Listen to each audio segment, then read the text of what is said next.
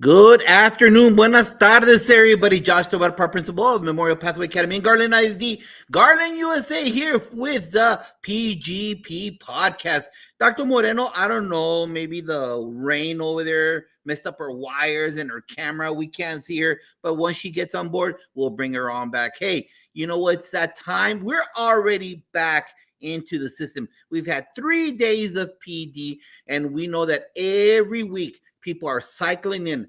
I think it was the New England area that finished at late June, and now they'll be starting in September-ish. But the whole United States, they're coming in little by little. You know, as Texans, we're already hitting it hard and heavy. And so this is the optimal time to bring in the guests that we have. And you know what? We can't banter because I don't have a co-host right now. She's trying to find her signal somewhere in Houston. So I'm going to bring in the man. Let me tell you, before he talks, I'm going to just show you his face. I don't want him to say anything. If you don't know the guy right there next to me, let me tell you right now, as a humble administrator of over 20 years, all right? More than that, but over 20 years. The very first time I received an opportunity to become a principal of a 6A school. They're different around the United States. I've learned that with all of these interactions on social media. 6A is at least 2,200 kids and above. And I was in charge of the lowest performing high school in that district that I was in El Paso. And there was this guy that we had heard about in our neighboring districts. We heard about the Fundamental Five a little bit, but we really didn't implement it till I arrived to my new district where I became the principal. And let me tell you, if you're in Wisconsin, I don't know if he wants the business, and I don't know if I've got any stroke. If you are in South Dakota and you need a game plan, this is the guy to call. This guy right here. Because let me tell you, this young man right next to me provides the opportunity for a leader. And you might be new right now because you know, Sean, you know that people are getting hired right now to speak, to sit in the main chair. And you have all this experience as an AP, but you don't have the experience in the main chair, specifically in academics. This is the guy to call. Because we know that it's all about people, not about systems, but this blueprint helps out with the people and the coaching. And that's why we have him today, because this book is about coaching and assisting those people. And thanks to this cat right here, thanks to that cat, that I will always respect him and honor him. He tells you what you need to hear, not what you want to hear. That's number one. And number two, he's there 100% enforcing and supporting you, checking up on you, making sure that everything is being ran with fidelity. And in the end, thanks to this guy's work and his staff, that is beautiful. They are beautiful educators.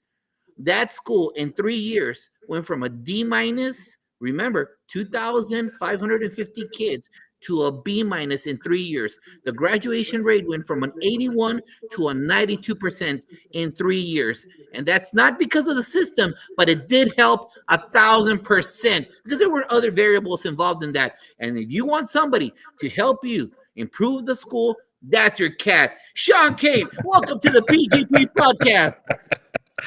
I don't know what to say. I mean, at that point, I just go off screen because you've said it all right there. So, hey, we'll provide the blueprint, we'll provide the coaching, but it's always the athlete, the principal, the teachers who make it happen. And that was Josh. Josh, incredible principal, had an incredible administrative team that bought in completely. And with that administrative team and Josh, and just the love for kids and education, his teachers, it took about that long. They realized it was a force of change on that campus, and everybody was moving forward. It was a beautiful thing to watch.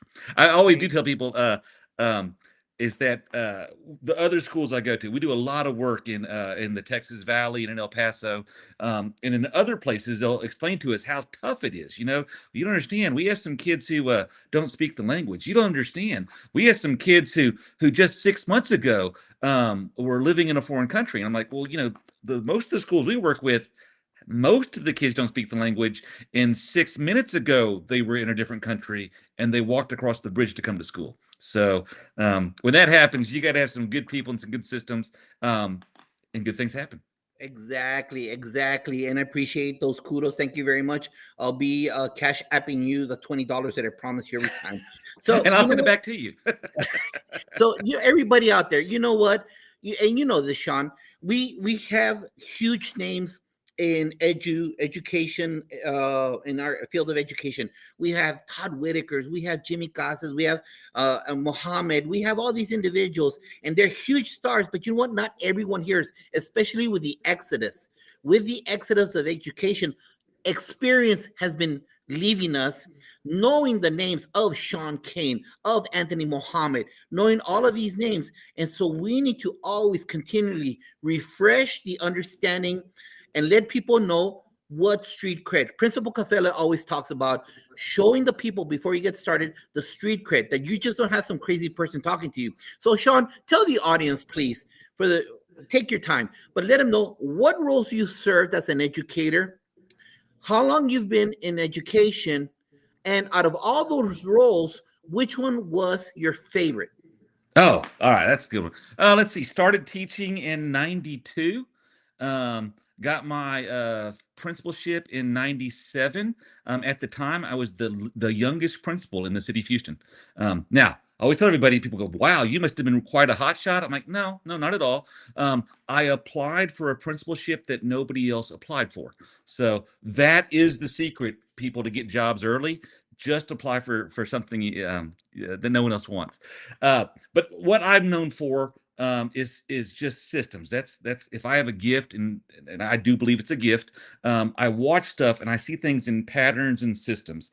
And if I watch something long enough, I can start to figure out that, if you change this one thing over on that side and do it hard, in 3 weeks something else will happen. And so that's what I did when I was in my classroom. I sort of figured out some things that worked instructionally, and then what really put me on the map is I saw our entire discipline management program was just confused. So I took like a weekend and revamped our entire discipline management program, and so that helped. So systems, as an AP, same thing. Saw systems, saw ways that we weren't supporting teachers, saw ways we weren't supporting attendance and tardies, put some systems in place. Things got better. As a principal, same thing. I just always wondered how we could work so hard and not get the results that are commensurate with the effort. So tweak some things there. My campus made some incredible movement that was not expected, and then got an assistant soup job in Houston. There's 26 school districts in Houston, and so and we at the time there was always friendly competition. I always tell people, if you're from Texas, do know, here's what we believe in Texas: we want every kid to be successful, as long as my kids beat yours. So, and if that happens, then we're all happy, right? So friendly competition in the districts. And I had this reputation that if you were working on stuff and it just didn't work for you, something that just was off, just call Sean. So I was on loan, along with having my schools I was in charge of, to the other 26 districts, and did a lot of work, had a lot of fun. It was the greatest gig in the world. And one of the school districts I helped was the commissioner, where the commissioner of education came from. And so when she became the commissioner, she took me with her. And so for about 3 years, I was the plumber for the state of Texas. Had a fancy title. Fancy title was State Director of Innovative Redesign, but the job was plumber. And so my job was, if really, when things weren't quite working, is to get out there and figure out what's going on. So 2 things with this. First of all, you said favorite jobs. 2 favorite jobs. AP, assistant principal, best job ever.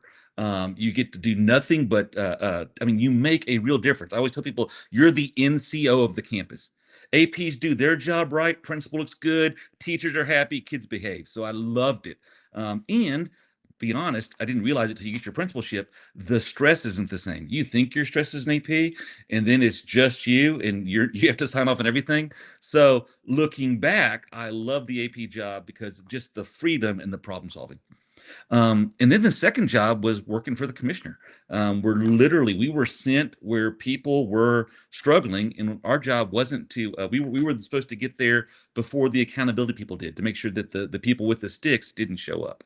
And so that's what I want to come back to, and I'll finish this.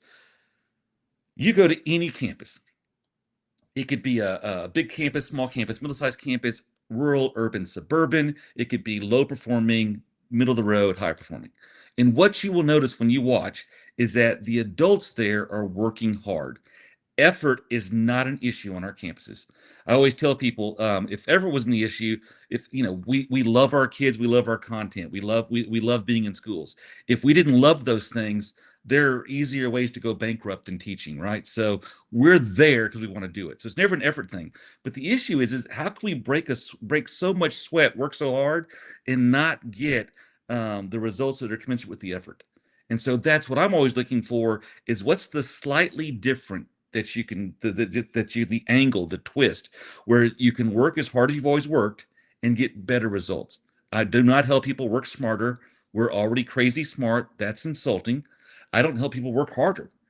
Literally, today's teacher, today's school administrator, when you add the stress that we're carrying, we're working harder than we've ever did in the history of the profession. So this is not smarter and harder. This is slightly different to get better results with the same effort. So that's what I do all over the country now.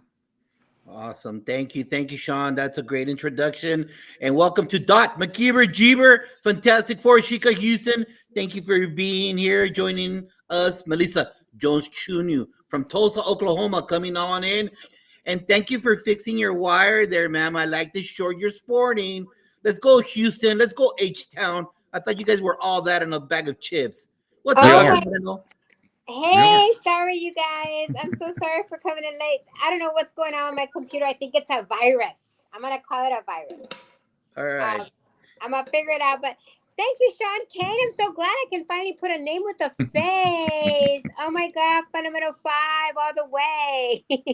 Thank you. So, sorry for the late introductions and me coming in late. But I'm going to go ahead and continue with our podcast. So I know I heard your introduction. I think it's amazing, and just what you're saying as far as what teachers are going through right now and having to work so hard is so true. But let's talk a little bit about kind of before you kind of go into what you do. And I think everybody wants to know, like, who or what motivated you to become an educator? I rarely get that question. So I come from a military family where service to country and public service is a really important thing. And so I was supposed to go to the Naval Academy, and on my last Department of Defense physical, I found I was colorblind. Didn't know literally until the end of May of my senior year, when I'm about to go to the Naval Academy at the middle of June. So my entire life plan changed overnight. So yeah, because you can't go, you got to be able to see red and greens, right? So now, I very fortunate. University of Houston stepped up, gave me a big scholarship. I will go Cougs, right? So Harvard on the bio. There you go. So Harvard on the bio. So so U of H, when my world collapsed, said, hey, we got a place for you. We want you to come here. So I get my degree at U of H. Wanted to work on my MBA, and part of me had this issue of I hadn't done any public service. I hadn't served my country, and so I'm thinking, while I'm working my MBA, I'll go teach. We got HISD right there. We have 250,000 kids. We have campuses with great needs. I will go do my public service teaching while I finish my MBA, and then just got there and fell in love with it overnight. So loved working with the kids, just loved the process of the idea of you take kids, in that if you do things right, you can completely change the trajectory of their adult success. And so, and then, like I said, saw systems. I remember I was talking to my principal at the time. This is what's funny. So I, without realizing, I was a trendsetter. So he's like, you're working on your master's, right? I'm like, yeah. And he goes, what course are you taking? I said, well, I took a macroeconomics course this time. I took some marketing stuff. He's like, what are you doing? I said, I'm getting my MBA. And he says, well, you can't be an administrator in schools with an MBA. And so I'm like, what? I didn't even think about it before. So went to the College of Education, changed my major. But now it's a big deal to have a joint school administration MBA degree. So, and you get degrees in both. So I have basically half an unfinished MBA in my master's in school administration. So, but that's how I got into it. And I've just nothing. It's a passion. It's a mission. It's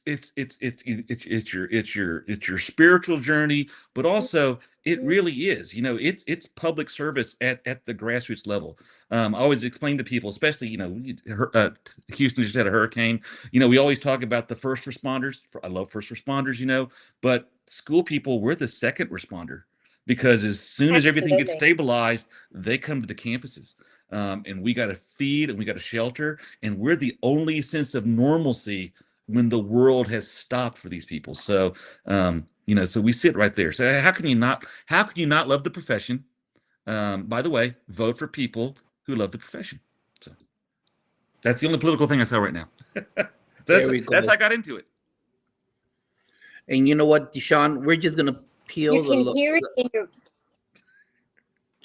We're gonna peel the onion just a little bit further back. Hey, Sean. Yes. I just learned a little bit about you. I didn't know about that part right there. How were you as a student in high school and in college? What kind of student were you? And part two to that question, how did your parents' influence help you evolve to the person that you are right now? So how were you in high school and in college? And how was your parents' support help you evolve? Here's my parents' support. So I grew up poor.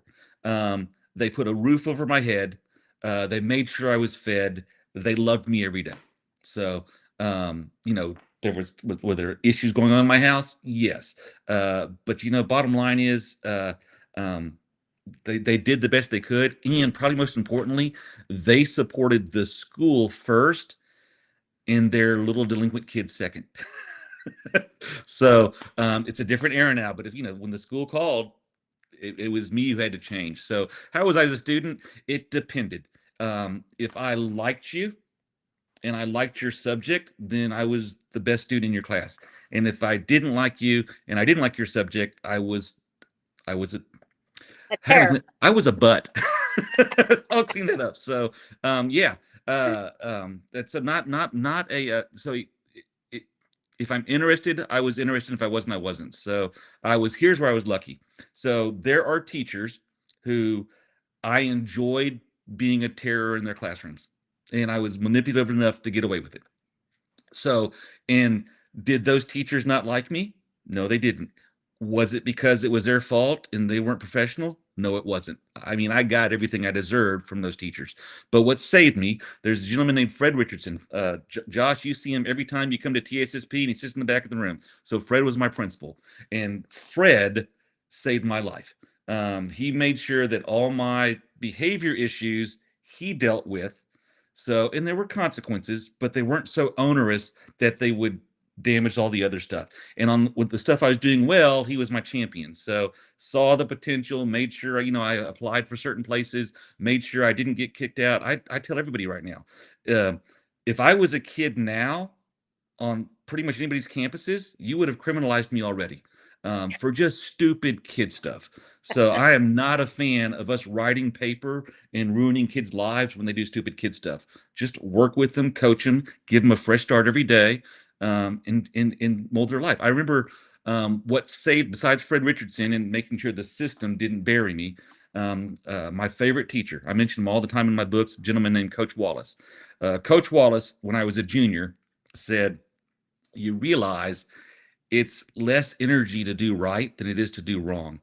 And I'm like, I am tired a lot. Yeah.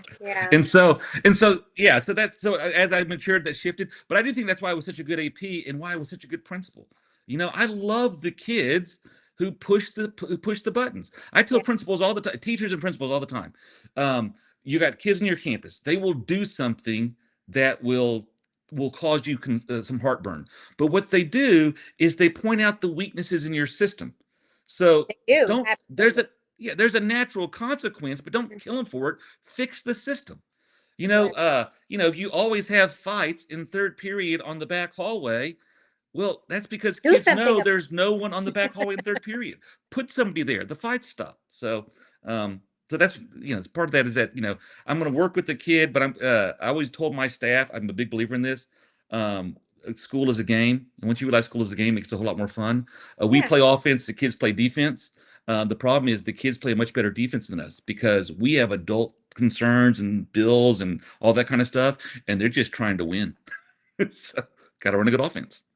It's a great analogy. I love the analogy. And you know what? You bring up so many good points in that, right? As far as, looking at your flaws in your system and how do you go about, addressing those, because the kids are going to point them out. So I mean, Yeah. I love that. I love that. And I hear it so many times when principals say, "Oh my God, I don't know what to do because kids are doing X." Well, let's solve that together, right? Put your team together, bring consultants in, kind of see what we need to do, as opposed to just complaining about it, because it's never going to get fixed, right? Right. So, love that. I want to say what you said when we complain about some things with kids right now, something we're seeing all over the place, and we're having to remind people you got to hit it from a different angle. At the secondary level, so let's go seventh grade up. Okay. You walk in the classroom, and you will have 15, 20 kids working at some level, and you got 5 or 6 kids in the back. They're on their phones, they're surfing the web on something else. They got their heads down. Now, here's the thing. Now, this is the difference though. They are politely non-compliant, so they're not arguing, they're not fighting, they're just not doing anything, right?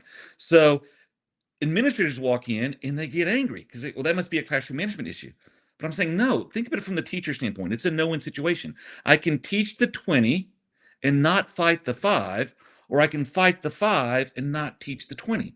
And Well, lose the 20. Yeah. yeah, give that choice. I'm going to teach the 20 all the time. The problem is that the 5 turns into 6, turns into 7, turns into 8. So we're saying, administrators, you got to be out more. You walk in the classroom. The first thing you do is you walk to the back of the room and Mm-hmm. put the phones up, or give me the phone, flip the screen, wake up. We got to be, good instruction right now is a team sport. If I walk in and I have kids working or a teacher working, and some kids aren't compliant, I'm going to help get those kids on task.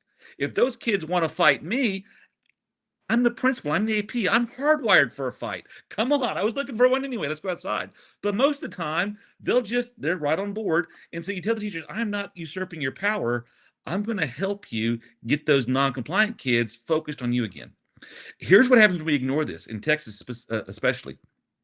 And it's everyone's talking about, our approaches. Our approaches aren't where we want. We don't have enough meets, don't have enough masters. If I walk into an algebra class and I got 15 kids working and I got 5 kids aren't working, and that goes on every day, before I even take the STAR test, I got a 25% failure rate as Mm-hmm. my baseline. So we gotta be out more and help teachers get those kids who are politely non-compliant paying attention again.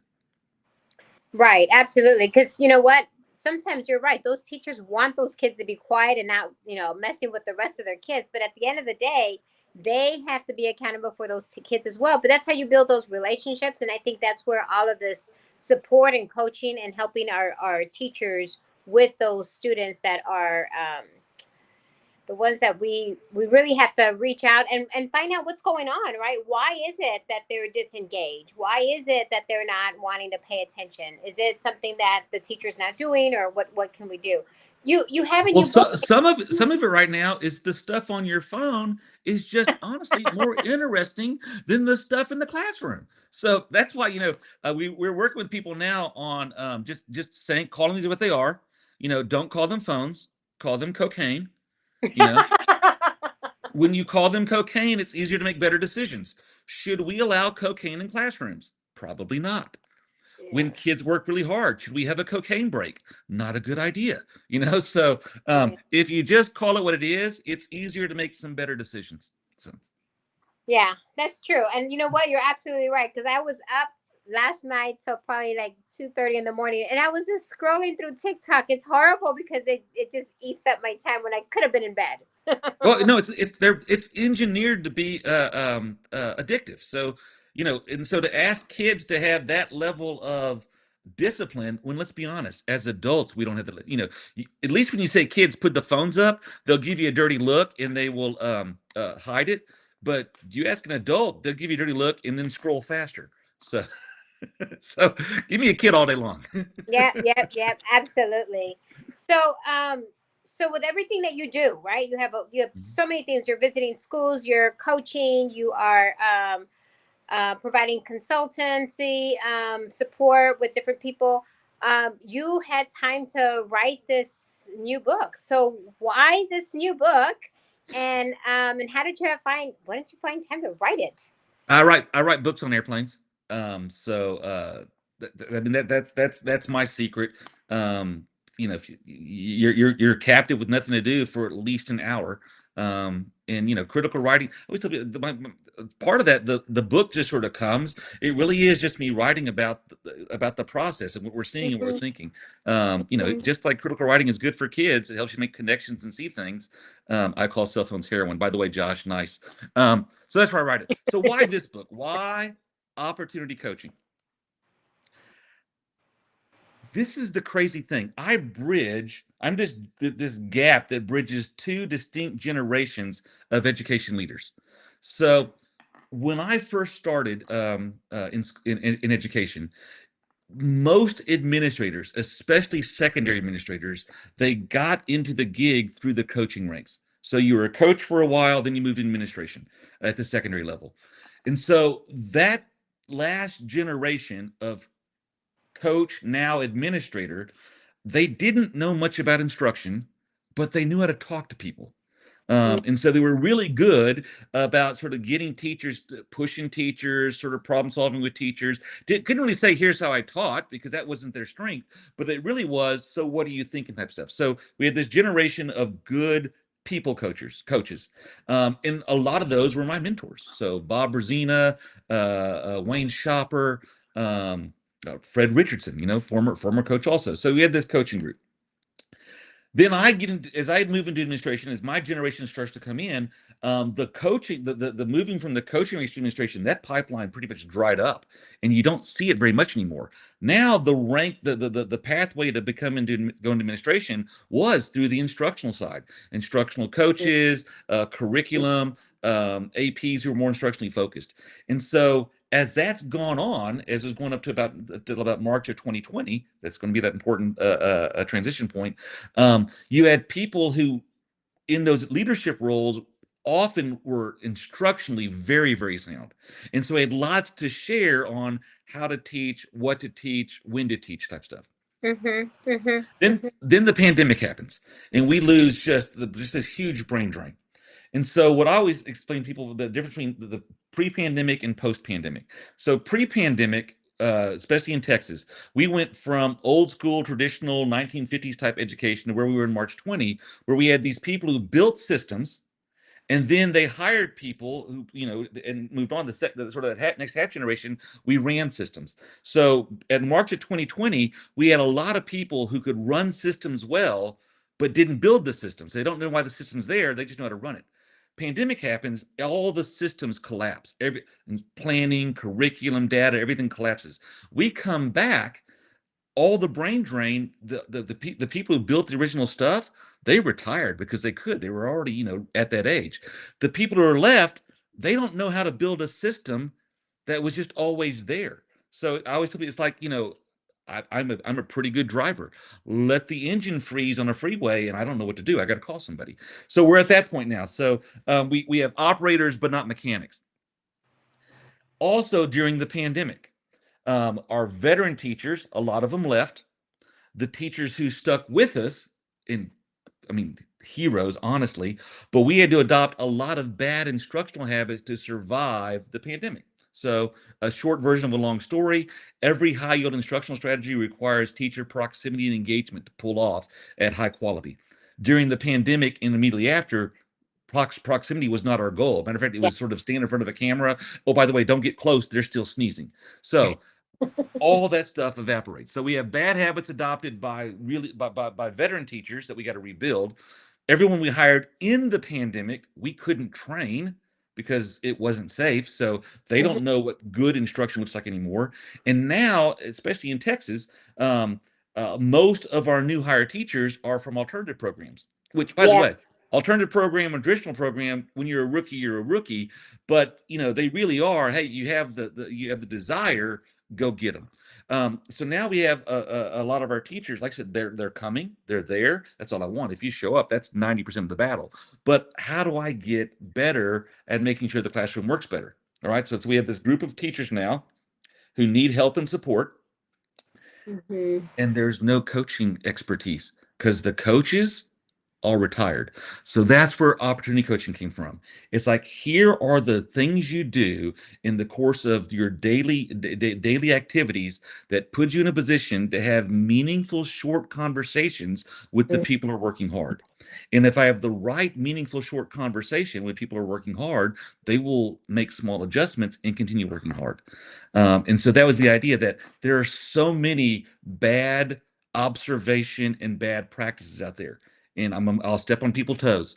But if you think coaching is not talking to an individual eyeball to eyeball, then you don't know what coaching is. All that other stuff we want to do, send a text, send an email, leave a voicemail, write, all that kind of stuff, that lends itself to being interpreted wrong. Versus, you know what? I just saw you do this. And when you did that one thing, it blew my mind. Do it again. And they go, oh, okay, no problem, right? Or you go, you know what? I was in your classroom this afternoon and you were working hard, the kids were working, and I noticed you missed this one opportunity to do this thing slightly different. What if you tried that the next time that came up? And they go, oh, never thought about that. So the book really is how do I have short, meaningful conversations, but more importantly, how do I position myself as administrator to be there when the opportunity arises? So that's it. So looking forward to reading the book. Telling you that much. It's a quick read. We don't. You mentioned we mentioned Josh mentioned Whitaker, a Mount Rushmore guy in our profession. So saw Whitaker this summer. So we had we were actually on the boardwalk jogging at the same time. That was not a humble brag. He was jogging. I was breathing hard and passed him up. So anyway, but when we wrote the first book, The Fundamental Five, we were talking to Todd, and he's like, look, if you're writing for textbook companies, that's one thing. But if you're writing to busy professionals, then it's 100 pages and it's 10 pages a chapter, and just get to the point, because they don't have time to weed through all the other stuff. So that's what we write. We write books for active practitioners. Love it. Welcome, Sherrod Laws. Profe, bienvenido al PGP podcast. Hey, Sean, you know what? To ensure fidelity and consistency, these are conversations you and I had a lot of times a couple of years ago. How often must a campus instructional leader be inside of the classrooms? What's your focus or opinion on that? Excuse me. Even though I'm trying out these new lips, they don't quite work. All right. So, good question. If I am serious about building my expertise in instruction, which is pedagogy, and I want to make sure I'm positioned to assist teachers and coach teachers, then what you want to do is you want to devote about 30 minutes a day to paying attention to the most important thing on campus, which is teaching and learning. So that means about 30 minutes a day observing instruction. Now, here's the caveat. That's 30 minutes if you're on campus. If you are off campus at meetings, you're not going to come back and spend an hour the next day. If I'm in IEP ARD meetings all day long today, I'm not going to worry about going out to instruction because I'm engaged with teachers during that time. If I'm in PLC meetings all day long. So basically, but I want to spend at least 30 minutes a day really thinking and focused about the teaching and learning. So how does that work? People ask, should I do one long observation, two or three mid-length, or a bunch of short observations? And I will tell you that what gives you the most accurate picture of what's really going on in the classroom and across the campus, and lets you see more, is to embrace the short formative observation. That's the 3 to 5 minute observation protocol. The science behind that, if you're familiar with any of Deming's works or Baldridge's work, it really is, you're going to statistically sample constantly what instruction is going on. Now, so I'm going to use the 3 to 5 minute walkthrough protocol. And so doing that means for my 30 minutes, I'm going to do anywhere from 4 to 10 observations a day. I'm going to pop in, I'm going to use my protocol, I'm looking for things, and then I'll collect some data. There's 2 ways to get that 30 minutes. And I don't care which way you do, just got to figure out which way works for you best. There are those people who can say, you know what, I'm going to put in my schedule that from 9 to 9:30, I'll be visiting classrooms. So, and the people who can do that, Edon Brown, who's one of the Mount Rushmore guys in our profession, he could do that. Lisa Cain could do that. Those people, they amaze me. And they do. Every day they spend that window of time visiting classrooms. I could never do that. I have too much ADHD. My light just went off, so I apologize about that. So what I tell is how I used to do it, is that if you were out a lot, and most school leaders are, then you embed your classroom observations in the day. I'm going to go do my hall duty because we're about to have a passing period. I do 1 or 2 observations before the bell rings. I do my hall duty. Before I go back to my office, I do 1 or 2 observations. So I get them on there. I'm going to lunch duty. I do the same thing. I'm going to a classroom to give something to a teacher or pick up a kid.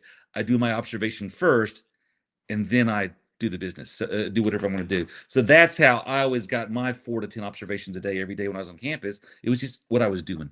The trick is that you got to record what you see. There are lots of administrators who are out all the time, but they don't. There's no documentation of it. When I say documentation, just data. I'm not documenting my teachers in the sense of here's what I saw today. I'm collecting data. If I don't have a way to collect the data, then when I do talk to teachers, it's always we're going to agree to disagree. I'll say, Josh, every time I come by your classroom, you're at your desk. And Josh says, well, you come at the wrong time. And obviously I do. Or I could say, hey, Josh, last 20 times you've been in your classroom, you've been at your desk 16 times. And Josh goes, well, heck, I'm better than that. How can I problem solve that? So it just changes the conversation. So lots of that's how you do that. So I forgot what the question was. You have to refresh me. How often to visit classrooms is what. Yeah, 4 or 5 a day. Oh, sorry, 4 to 10 a day, 3 to 5 minute observation protocol. Oh, and that's the one thing. The days you're not there, don't say I got to double up the next day, because then you end up doing drive-bys.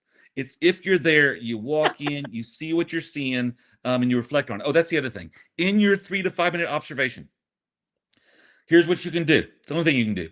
You can cue a behavior. If you ask me later, I'll tell you about cueing. I can collect some objective data.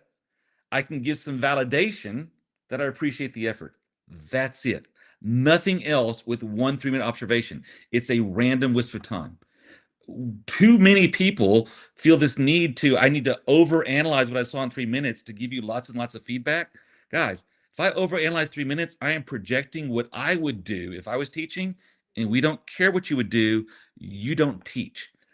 Not anymore. So we got to watch the teacher long enough to start seeing what their typical practices are. So then I can say, all right, from your typical practice, here's some adjustments we can make. So you got to sort of be in your own. You got to be okay. Being like I always told my teachers and in the schools we work with, that 3 out of 5 times when we walk in your classroom, all we see is work. We don't see good work. We don't see bad work. We just see work. And if we just see work, there's nothing to comment on. So no news is good news. Mm-hmm. Now, if it's nothing but no news, that's a problem. So we say no news is good news. Now, after we're out enough, if we see something that really is exciting, trust me, I will circle back and I will talk to you eyeball to eyeball, because I got to share the exciting. If I see something that concerns me, trust me, I will circle back and talk about that. I'm not going to let you read that on paper. That's devastating, right? So, Right. But that's it. So, but just generally look at me. Yeah, I got lots of people, and I won't name names, but there's this one process that's out there right now, but it's just a retread of the old crap sandwich. You youngsters don't know this, but see, back when I was a young administrator, we were trained to give teachers the crap sandwich. And the crap sandwich was, I was in your classroom, and here's a good thing I saw. Oh, by the way, here's the thing I'm really concerned about. Oh, and here's one more good thing I saw. And then we leave that in writing, because when they saw the good things, it would make the garbage in the middle feel better. So we're like, guys, first of all, when I'm talking to teachers about their practice, I'm not going to give you 3 things. They're athletes. They're going right back in to play the game.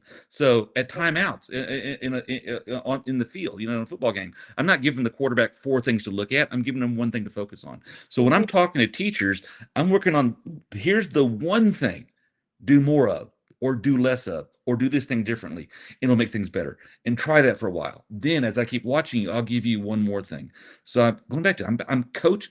If you think of teachers as professional athletes, and they are, they run that classroom. So I'm going to coach you like a professional athlete. opportunity coaching. So Sean, you bring up a good point because it's so typical what you just said. Say one thing, say two good things, and then a bad thing, right? I mean, Mhm. I can't tell you how many times I've heard that over and over and over again. Even Call it what it is, though. You got to call it what it is. Whatever it is, you know what it is now, though. yeah, now I know what it is. But I mean, I'm just thinking during my years of an administration, right? I mean, that's how they trained Mhm. us, Mhm. for principals, right? In a principal meeting, this is how you talk to your teachers.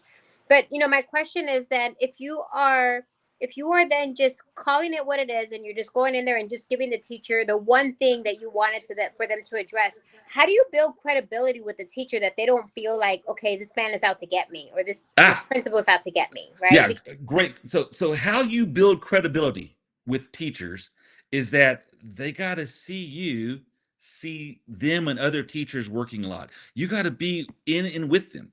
You know, um, watch basketball players and volleyball players and football players.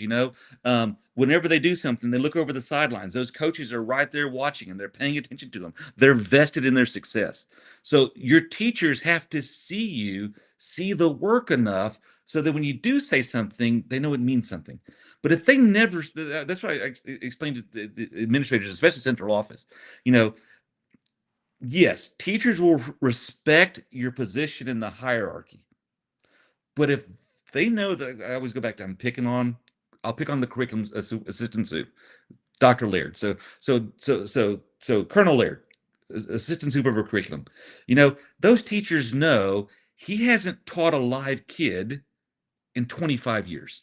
So when he walks in and goes, well, teachers, you should do X, Y, and Z, they're thinking, old man, you haven't seen a live kid since before the pandemic, and these kids are different now. So they'll be smile, they'll be polite, but he's not credible. Now, on the other hand, if Dr. Laird is on campuses regularly and he pops into classrooms and he watches and he thinks, and they can see him thinking when he does say something that, oh, he's saying that from a position of he's been really studying what we're doing. So it's visibility, it's connection. Then I want to coach somebody on something that I'm concerned about. So usually we call them missed opportunities, right? Mm-hmm. I can't coach you on a missed opportunity if you haven't seen me a lot. And by the way, and I haven't found something positive to coach you on before. You know, I walk in the class. That's part of especially when you walk into rookie teachers' classrooms. So that's where you got to really be really strategic about what you say. You walk into rookie teacher's classroom, they're probably doing 3 things right and 47 things wrong. But you know what? They showed up. So I'm not going to overwhelm you with all this stuff. Matter of fact, with a rookie, what I'm probably going to work on right now is lean into this more, which will make you more effective. And then as that gets better, maybe I'll remove something. But so that's the idea. They gotta know that we're paying attention and we're vested, and they know that when they see you enough, and you have those one-on-one conversations. Um, think back to your favorite coach, your favorite teacher, your favorite administrator. They connected with you. They didn't send you notes all day long. So that's going back to the opportunity coaching. We might have a ton of instructional expertise. If I've been talking to people, they're not listening to me. Great point. Excellent So, point. So now that we've made it a practice as either a small admin team or that big admin team that you met with me, and we know that we're in the classrooms and we see some areas that we need to support either a brand new team member or that seasoned team member that's part of the Weebies. So how do we support that team? Hey, Sean, you know who the Weebies are? I was gonna say, Josh, can you ask No. them? You never met the Weebies? No, I've There's never a met. small group of Weebies in every campus. The Uh-huh. group of people that talk to the new principal and they say, "We be here before you, we Oh, be here after you." yeah. The Weebies. So now that you're in there and we've all are on the same page, where we're doing those instructional rounds as administrators, and we find areas to address in regards to support our team members. How do we address that? How do we support and help change certain practices in the classroom? Oh, okay. So I was a lot of my early training. I was a behaviorist, so I'm a systems guy. So obviously, I see behavior as a system. So let's tackle it from this direction. and then I'll get to the answer. So the first thing is you have to ask yourself, what drives student performance? And what drives student performance is adult practice. So I know if I want student performance to change at scale, I got to change adult practice at scale. Otherwise, we're just shuffling deck chairs on the Titanic. So once I realize it's adult practice that drives student performance, I have to ask myself, what drives adult practice? And what drives adult practice is habit and routine. Depending on whose research you read, 30 to 40% of what we do every day is a habit or routine. Oh, and the more stress you're under, the more you default to your habits and your routine. That's how you survive these very stressful environments. So that's part of the issue right now.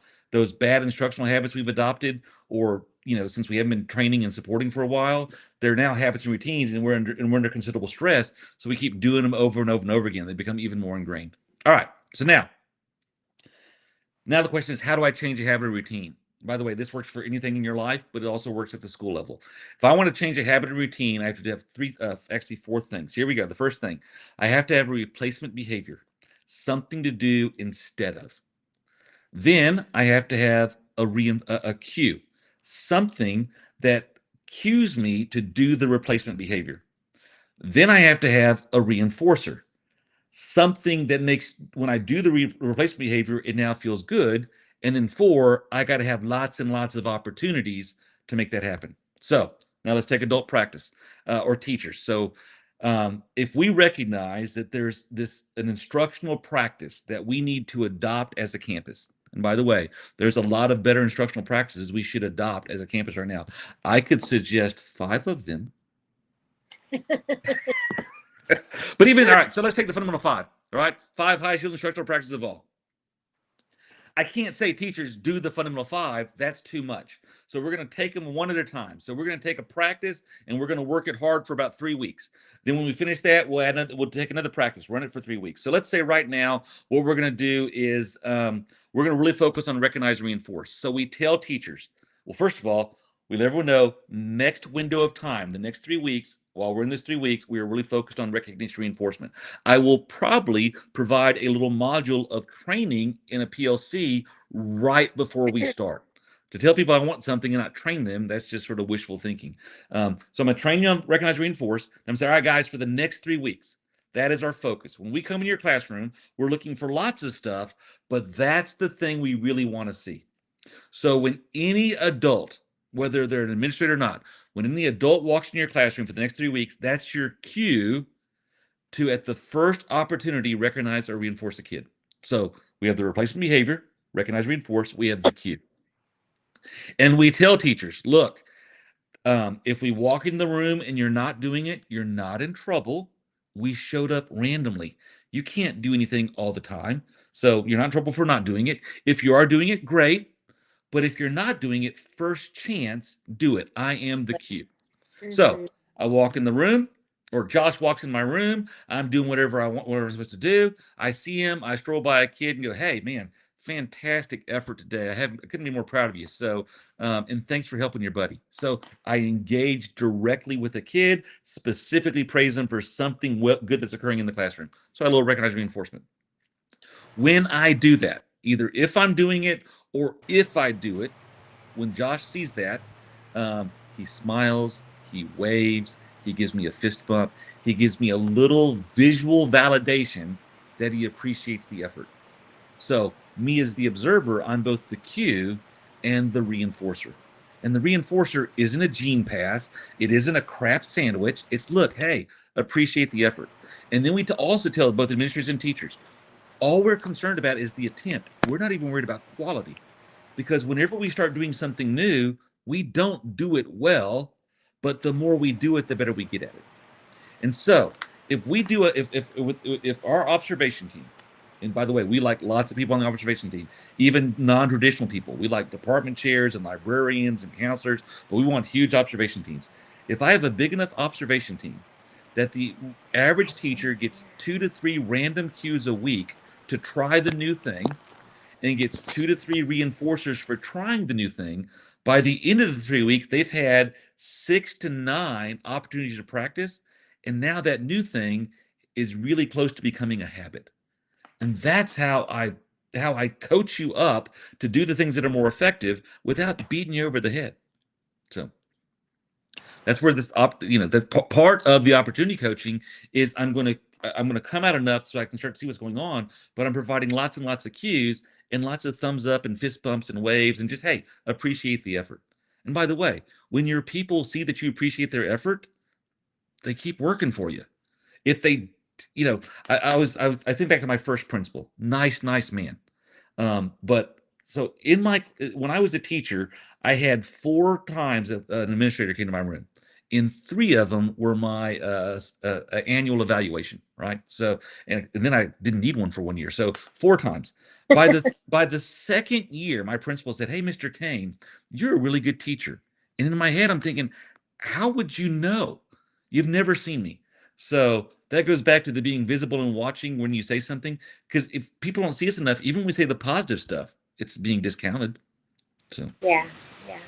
You know what? I actually appreciate you said you started off with from the fundamental 5. You went to number 4, right? And that's the 1st thing you started off with. I really appreciate that you did that, just because many people, especially people that I know that are trying to implement, for example, the fundamental 5, doing all 5 at one, shebang is just really hard. I get that. One right? at a time. But they also feel like it's continuous. Like they have to start with the lesson frame. They got to start with the first one, then the second one, then the third one.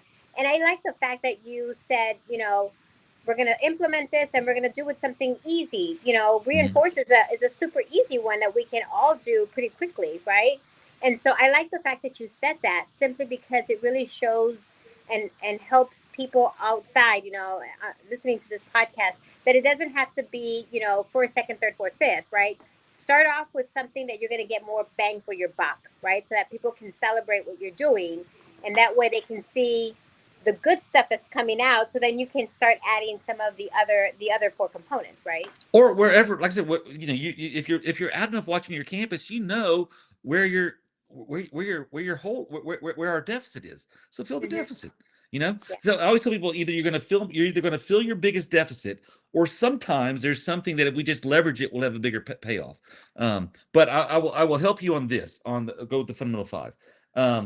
If we're not in the power zone enough, and power zone enough is over 70%. If we're not out and engaged enough, it doesn't matter what we trained on, I can't implement it, because it's proximity and engagement that drives everything. So power zone's going to be, if we're not in the power zone enough, we're going to hit power zone for 3 weeks hard. Then if discipline is an issue, in many cases it is, power zone is going to help that. And then we're going to go right to recognition reinforcement, because now I got to catch kids being good when they're doing stuff academically and get them working for me.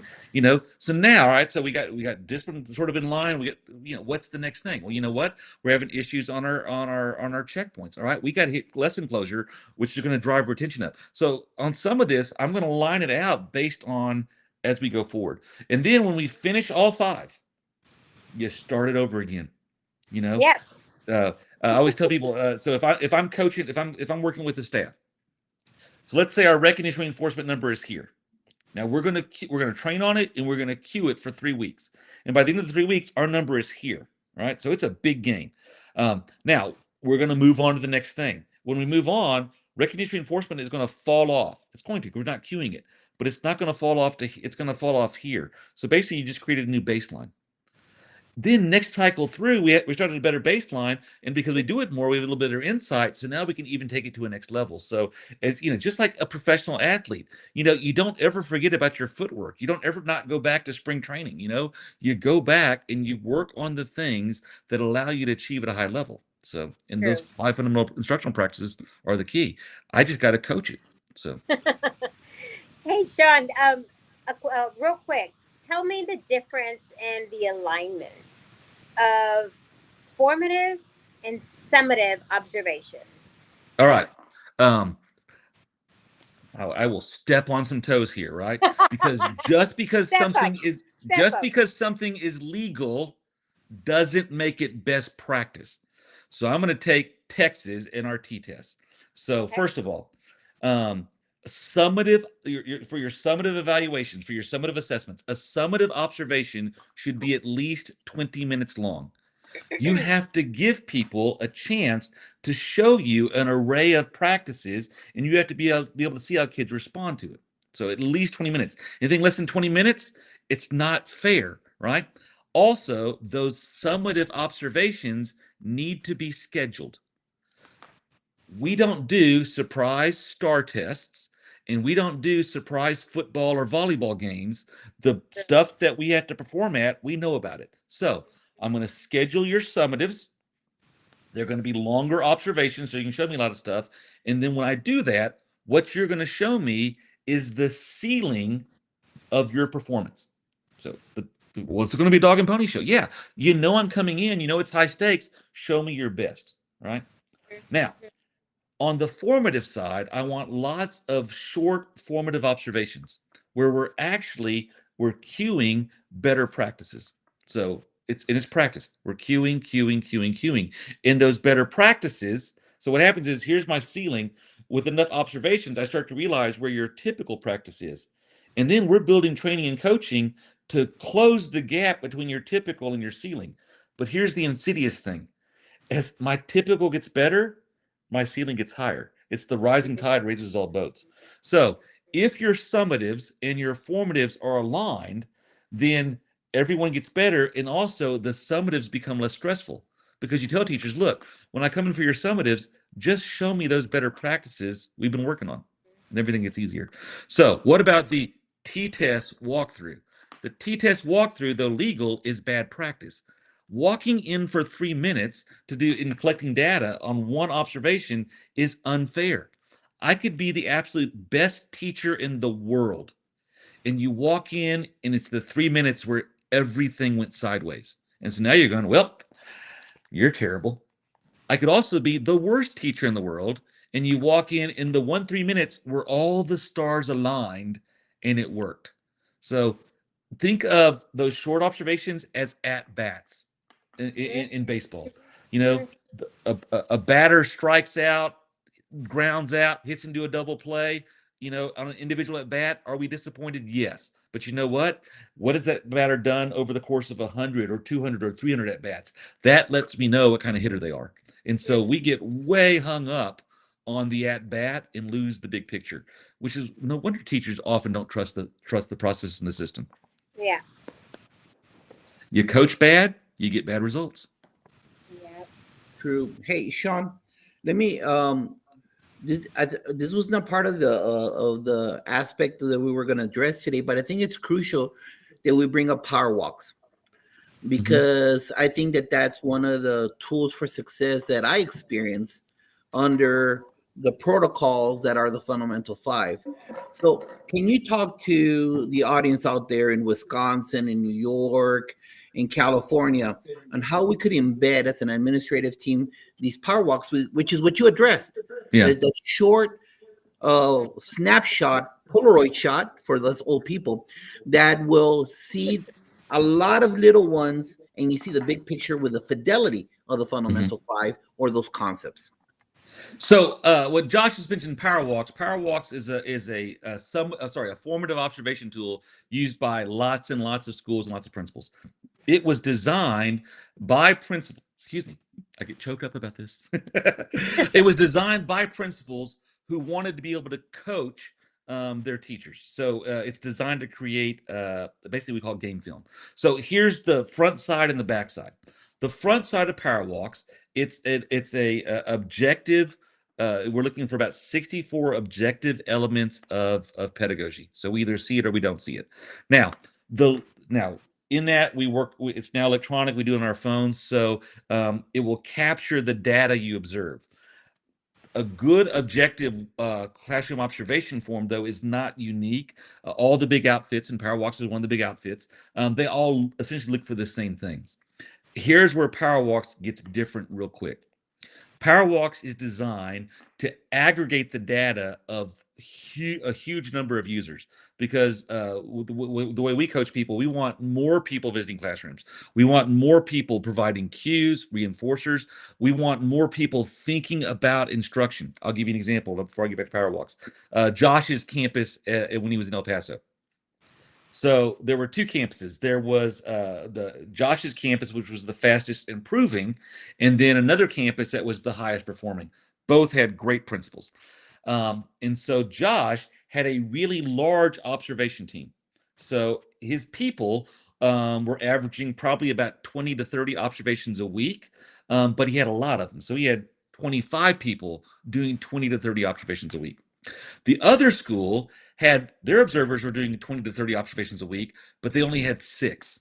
Right. So Josh's volume was higher, but the individual volume was the same. The principal at the high performing campus called and said, "Hey, should I be worried about this?" I said, "Yes, you should."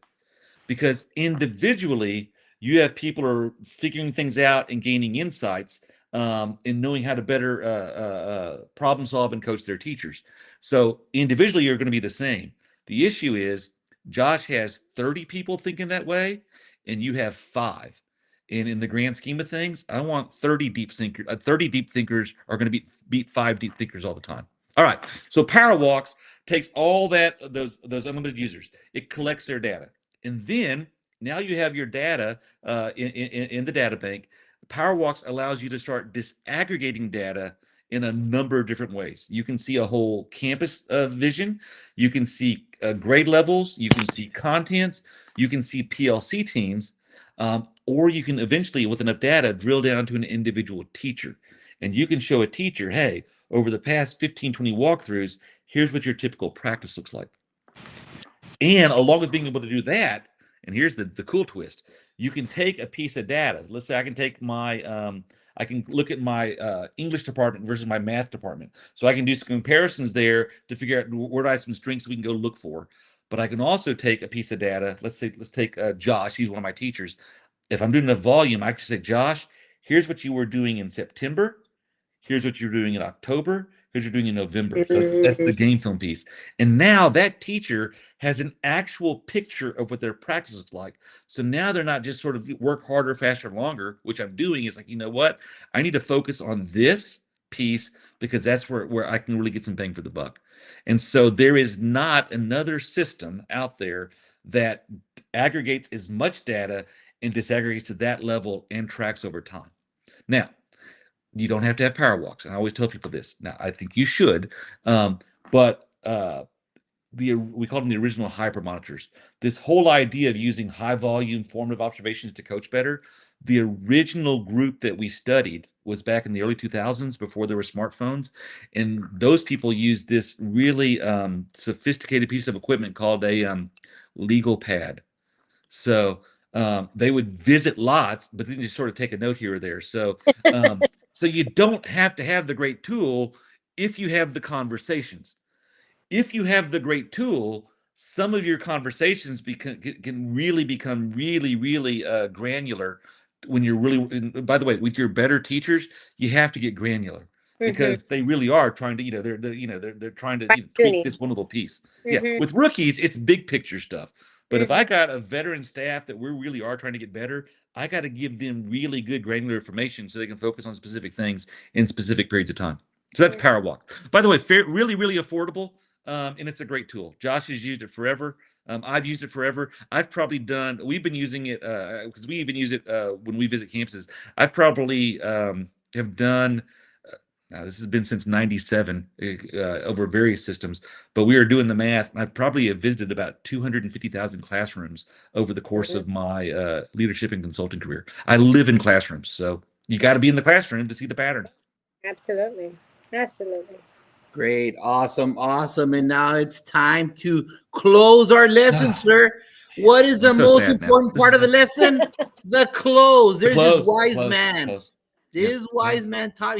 This wise man even wrote a book about closing the lesson. So we have the Échale Ganas questions, the lightning round.